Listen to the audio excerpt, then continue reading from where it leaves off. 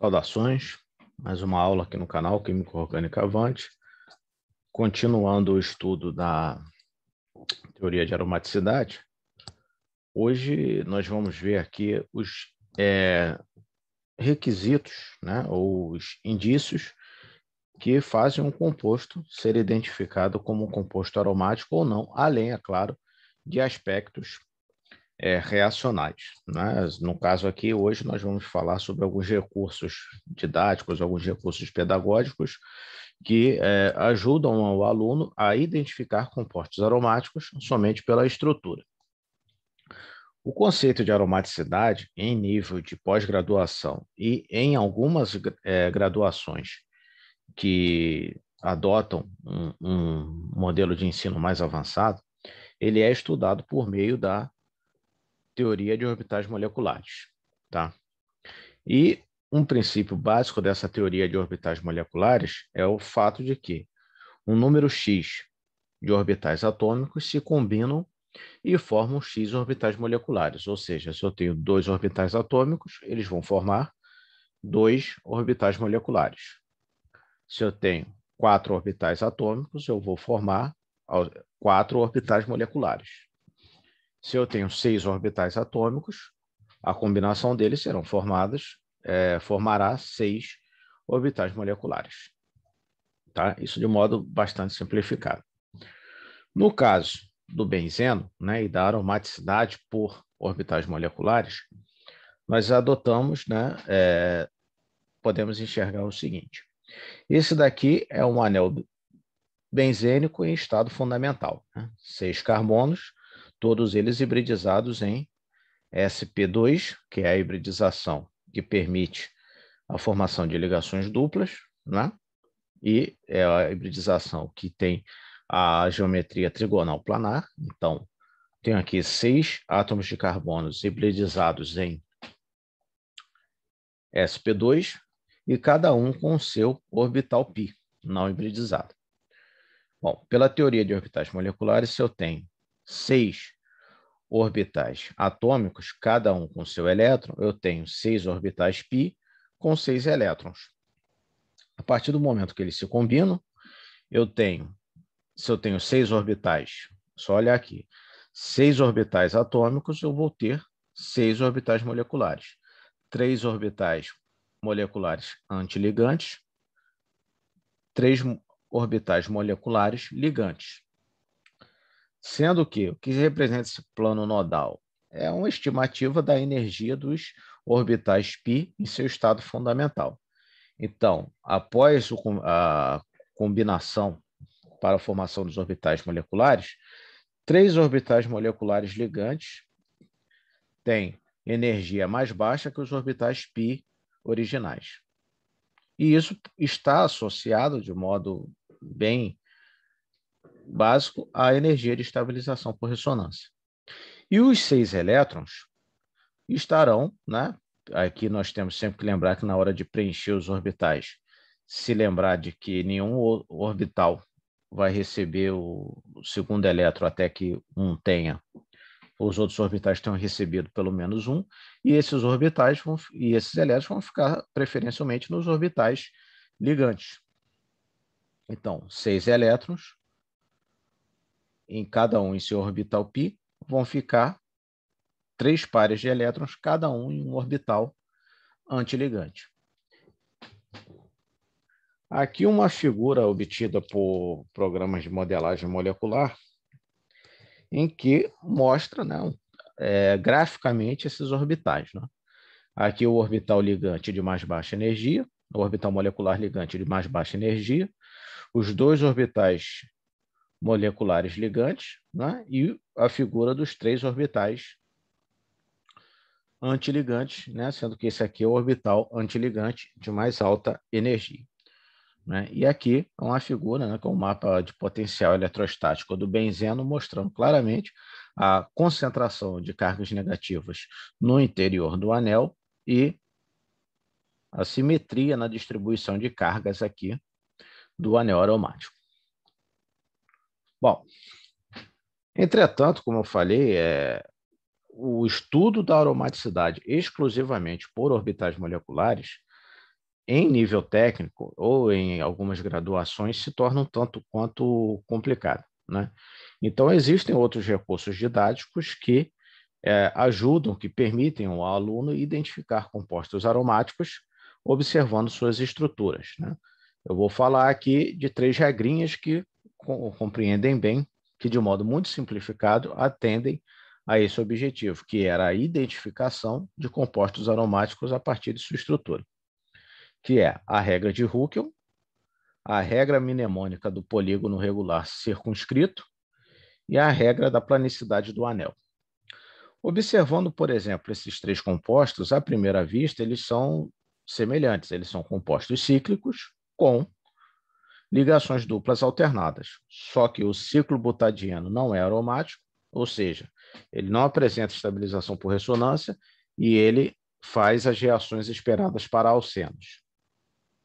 O benzeno é aromático, ou seja, ele é estabilizado por ressonância, é mais estável do que o esperado, e ele não faz nenhuma das reações esperadas para alcenos. E o ciclooctatetraeno não é aromático. Isso quer dizer que ele reage como um alceno e não é mais estável que o esperado.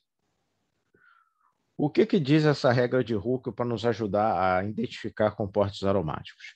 É a regra expressa por essa equação do primeiro grau, que é π igual a 4n mais 2, aonde π é o número de elétrons em orbitais π, né? Ou números de elétrons π, mas eu prefiro chamar que é o número de elétrons originais em orbitais π. E n é um fator, né? No caso aqui seria o coeficiente angular de uma equação de primeiro grau, mas é que eu vou chamar de fator aqui. Quando n é um número inteiro natural, ou seja, igual a 0, 1, 2, 3, 4, o composto é aromático. Quando n é um número não inteiro, o composto não é aromático. Então, por exemplo, no ciclo butadieno, π é igual ao número de elétrons π originais, né? De um modo mais fácil, né? Esse π é sempre o quê? 2 vezes o número de ligações duplas. Porque se eu tenho aqui 2 ligações duplas, originalmente eu tinha 4 átomos hibridizados em sp2, cada um com seu orbital p, e cada orbital p contendo um elétron, ou seja, então eu tenho 4 elétrons. Mas é mais fácil você identificar o número de elétrons π multiplicando por 2 o número de ligações duplas, porque cada ligação dupla já tem 2 elétrons. Então, 2 ligações duplas, eu tenho 4 elétrons π. Então, 4 elétrons π é igual a 4n mais 2, passando mais 2 para esse lado. 4 menos 2, 2, igual a 4n. 2 é igual a 4n, então n é igual a 2 dividido por 4, que é igual a 0,5. O número não é inteiro, então o ciclo butadieno não é aromático. Aplicando essa regra para o benzeno. Quantas ligações duplas? 1, 2, 3. Então, π vai ser igual a 3 vezes o número de ligações duplas. Desculpa, vai ser 2 vezes o número de ligações duplas, ou seja, 3 vezes 2, dá 6 elétrons π. Então, 6 é igual a 4n mais 2, passando mais 2 para o outro lado da equação. 6 de menos 2, 4, igual a 4n. Então, n é igual a 4 dividido por 4, que é igual a 1. N é inteiro. Então, o benzeno é aromático. Para o ciclo octatetraeno, quantas duplas? 1, 2, 3, 4. 4 vezes 2, 8. Então, eu tenho 8 elétrons π. 8 igual a 4n mais 2. Passando mais 2 para um lado. 8 menos 2 igual a 4n. 8 menos 2, 6, igual a 4n. N é igual a 6 dividido por 4, que dá 1,5. Ou seja, n não é inteiro. Então, o ciclo octatetraeno não é aromático. Isso vale quase sempre, exceto quando, às vezes, você tem alguns problemas. Por exemplo, está aqui um composto, tá? Que tem 10 elétrons π. Por que ele tem 10 elétrons π? Quantas duplas? 1, 2, 3, 4, 5. Já esse outro composto aqui também tem 5 ligações duplas. 1, 2, 3, 4, 5. Se você fizer a regra de Hooke para esses dois aqui, vamos lá, 5 duplas vezes 2, 10 elétrons π. 10 igual a 4n mais 2. Passando mais 2 para cá, 10 igual a menos 2 igual a 4n. 8 igual a 4n. n igual a 8 dividido por 4, que é igual a 2. n é inteiro, então os dois deveriam ser aromáticos. Acontece que esse daqui não é aromático, embora atenda matematicamente à regra de Hooke, e esse daqui é aromático. A razão disso eu vou explicar mais à frente. Um outro aspecto que te ajuda a identificar estruturalmente se o composto pode ser aromático ou não é a chamada regra mnemônica, ou seja, que te ajuda a lembrar do polígono regular circunscrito. Acontece que ela só é válida para cicloalcenos conjugados de até 8 carbonos que possam ser representados por polígonos regulares. Bom, quais são os passos para essa regra? Contar o número de orbitais moleculares, contar o número de elétrons π, circunscrever o polígono com o vértice para baixo, traçar uma linha no diâmetro do círculo, alocar um orbital molecular em cada vértice, distribuir os elétrons. Então, vamos lá. Fazendo aqui para o ciclo butadieno. A regra mnemônica do polígono regular circunscrito. Passo 1, contar o número de orbitais moleculares. Passo 2, contar o número de elétrons π. É igual para a regra de Hooke. Se eu tenho duas duplas, eu terei 4 elétrons π, porque o número de elétrons π é o número de ligações duplas vezes 2. Quantos átomos eu tenho? 1, 2, 3, 4. Então, qual é o polígono que tem 4 vértices? É o quadrado, né? Então, passo 3. Circunscrever o polígono com o vértice para baixo. Traçar uma linha no diâmetro do círculo. O vértice para baixo é importante, senão a regra não vai dar certo. Então, o que eu fiz aqui? O passo 3. Circunscrevi o quadrado, que é o polígono regular, que representa a estrutura do ciclo butadieno, pelo menos o anel do ciclo butadieno, com o vértice para baixo. A representação errada seria essa. Isso daqui, geometricamente, continua sendo um quadrado circunscrito. Tá? Na matemática estaria correto, mas para a química não está. Por quê? O vértice não está para baixo. Eu tenho dois vértices aqui para baixo. Então, o correto é essa representação. Circunscrever o polígono regular com o vértice para baixo.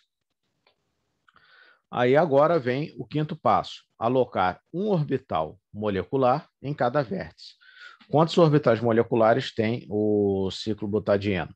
4, porque ele tem 4 elétrons π originais. 4 orbitais π originais vão dar origem a 4 orbitais moleculares.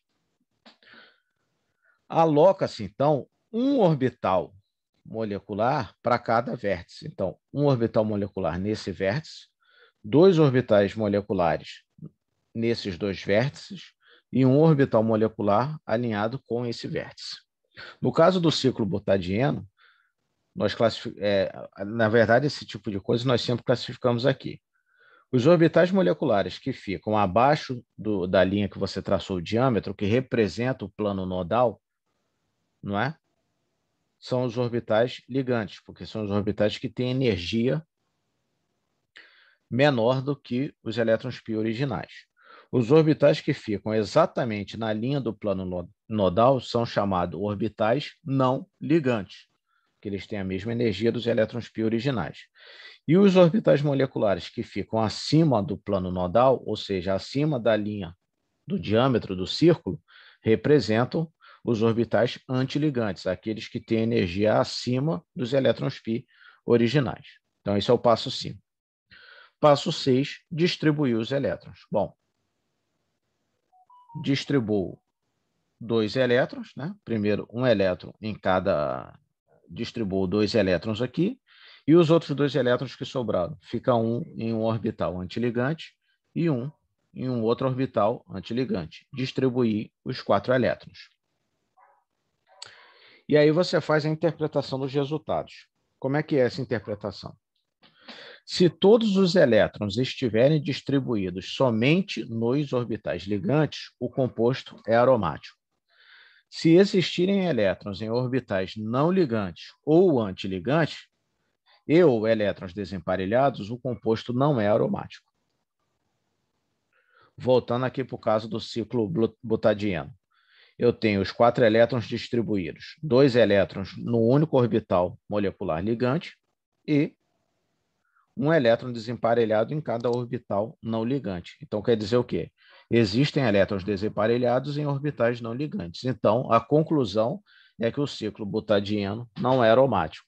Então, essa é a regra mnemônica do polígono regular circunscrito. É uma regra, um recurso didático para ajudar o aluno a identificar pela estrutura compostos aromáticos, tá? Lembrando que ela só vale para cicloalcanos de até 8 carbonos. Nos veremos mais à frente. Vamos fazer para o benzeno. Seguindo todos os passos para o benzeno, você vai identificar que 6 átomos de carbono, eu tenho 6 orbitais p, então eu vou ter 6 orbitais moleculares e 6 elétrons. Ao circunscrever o hexano, ao circunscrever o hexágono, que é o polígono regular, que representa o anel benzênico, um anel de 6 membros, né? Num círculo com o vértice para baixo, eu vou chegar nessa figura geométrica aqui, um hexágono regular circunscrito. Traço a linha sobre o diâmetro, que é o plano nodal, e aí eu distribuo um orbital molecular para cada vértice. Então, esse daqui para esse vértice, esses dois para esses dois vértices, esses dois para esses dois vértices e esse orbital molecular para esse vértice aqui mais acima. O que nós temos? 3 orbitais moleculares abaixo do plano nodal, 3 orbitais moleculares acima do plano nodal. Ou seja, 3 orbitais moleculares antiligantes, 3 orbitais moleculares ligantes. Agora, distribui-se os elétrons. São 6 elétrons. 2 elétrons, 2 elétrons, 2 elétrons. O que se observa? Todos os 6 elétrons estão distribuídos nos orbitais moleculares ligantes, ou seja, os de mais baixa energia, e não há nenhum elétron desemparelhado. Então, qual é a conclusão? O benzeno é aromático. Agora, por que ela só serve para até 8 carbonos? Se você fizer por ciclo octatetraeno, você vai chegar a essa mesma conclusão. Mas por que ela só serve até 8 carbonos? Porque com 10 carbonos ela falha.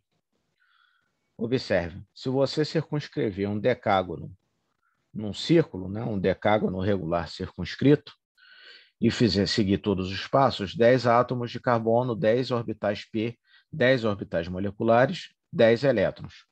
Colocar o vértice para baixo, atribuir um orbital molecular dos 10 para cada vértice, vai ficar esse orbital molecular para esse vértice, 2 orbitais moleculares para esses 2 vértices, 2 orbitais moleculares para esses 2 vértices, o plano nodal,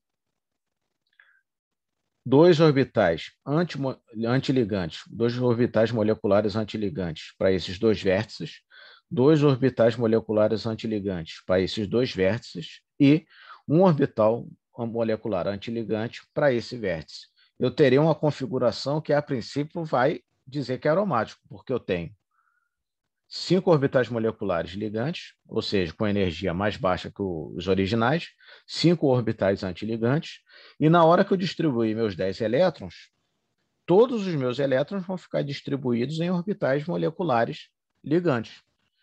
Então, se eu tenho todos os orbitais, todos os elétrons, se todos os elétrons estão em orbitais moleculares ligantes e não há elétrons desemparelhados, esse composto aqui deveria ser aromático pela regra mnemônica do polígono regular circunscrito, só que não é. Por isso que ela só vale para aqueles que possuem até 8 carbonos. E por que esse composto falhou, embora atendesse a regra de Hooke, não é aromático, embora atendesse a regra do polígono regular circunscrito, ele também não é aromático, porque vem a terceira e talvez a principal regra, a principal condição para que qualquer composto seja aromático, né? A segunda principal, que a primeira é ser cíclico, que é a regra da planicidade do anel.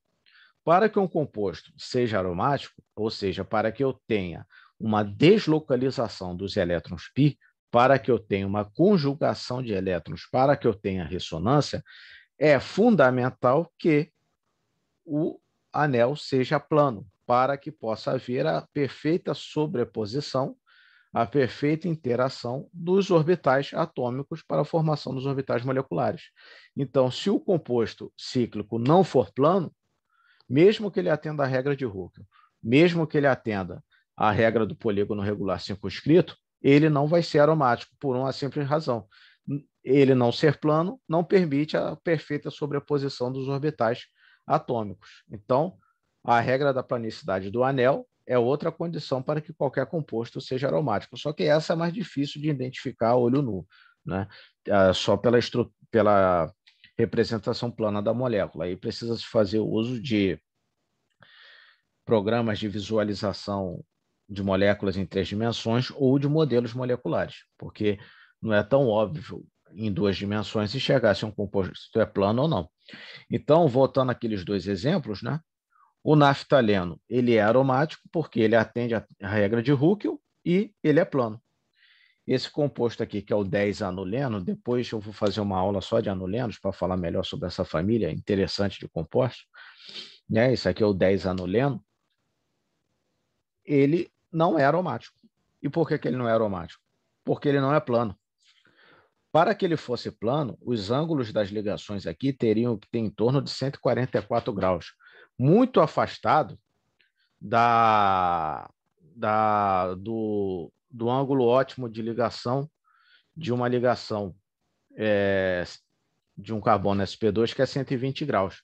Então, se ele fica plano, ele se distancia demais do ângulo ótimo de 120 graus. Quando ele assume essa configuração aqui bem torta, ele consegue acomodar todos os seus átomos de carbono em ângulos muito próximos dos 120 graus. Ou seja, ele é mais estável não ficando plano do que atingindo a planicidade.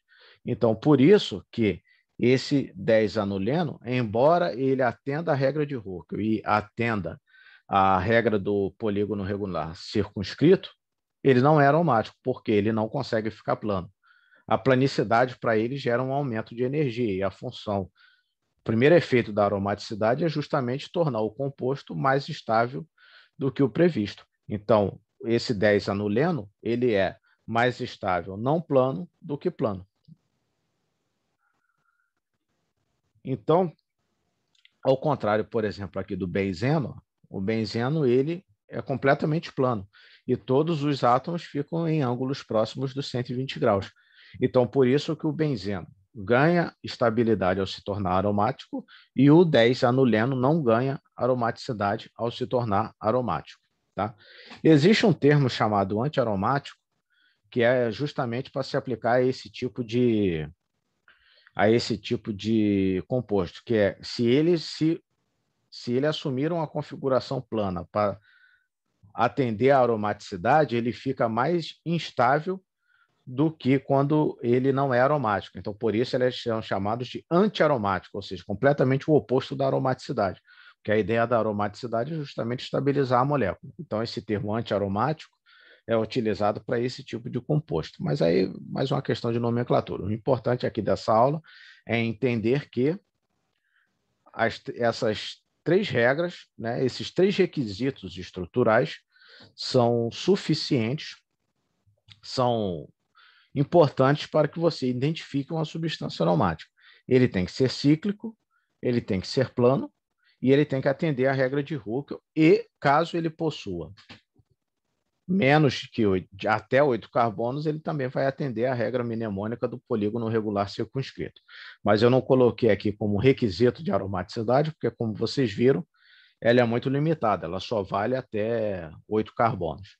ao passo que essas 3 aqui vão valer para qualquer tipo de composto. Se ele for cíclico, se ele for plano e ele atender à regra de Huckel, ele será aromático. Bom, isso aqui que eu falei, né, basicamente foi mais recurso didático para ajudar o aluno a identificar compostos aromáticos do que propriamente teoria de aromaticidade química, né? Mas nós precisamos desses recursos, especialmente em nível de formação profissional e início de graduação, porque para você estudar aromaticidade de forma mais avançada, você primeiro precisa identificar quando um composto é aromático ou não é. E esses recursos que eu passei nessa aula são os principais recursos didáticos que permitem isso. Bom, obrigado, bom estudo, até a próxima.